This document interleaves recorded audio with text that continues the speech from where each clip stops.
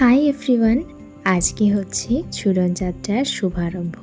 সকালবেলায় ঘুম থেকে উঠে স্নান করে নিয়ে আমি চলে গেছিলাম ফুল তুলতে। আজকে অনেকগুলো টগর ফুল পেয়েছি, তাই ভাবলাম রাধা মাধবকে আর গোপসোনাকে একটা সুন্দর করে মালা বানিয়ে দিই।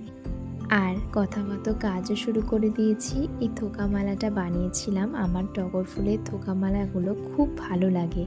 এই যে রাধা মাধবকে পুজো দিয়ে তারপর আমি দোলনায় তুলেছিলাম, আর সুন্দর করে আমি সব ঠাকুরকেও সাজিয়ে নিয়েছিলাম। সকালবেলায় আমার পুজো দিতে আজকে অনেকটা সময় কেটে গেছে। বিকেলের দিকে গেছিলাম দিদির বাড়িতে, আর দিদি ফটো ফ্রেমটা বানিয়েছে, খুব সুন্দর লাগছিল এটা। আর এরপর জেঠি আমাদেরকে চা করে দিল। তারপর আজকে প্রিপারেশন হচ্ছিল চিপসের চাট বানানোর, তার জন্য সমস্ত কিছু যা যা উপকরণ লাগবে সেগুলো কুচি করে নিয়ে বানিয়েছিল। আর খেতে তো খুবই ভালো হয়েছিল। এর ভেতরে এত মশলাপাতি দেওয়া হয়েছিল যে টেস্টটা অনেক ভালো হয়েছিল। তো সবাই মিলে একসাথে খাচ্ছিলাম, গল্প করছিলাম, অনেক মজা করলাম। So that's it for today. তোমরা সবাই ভালো থেকো, টাটা।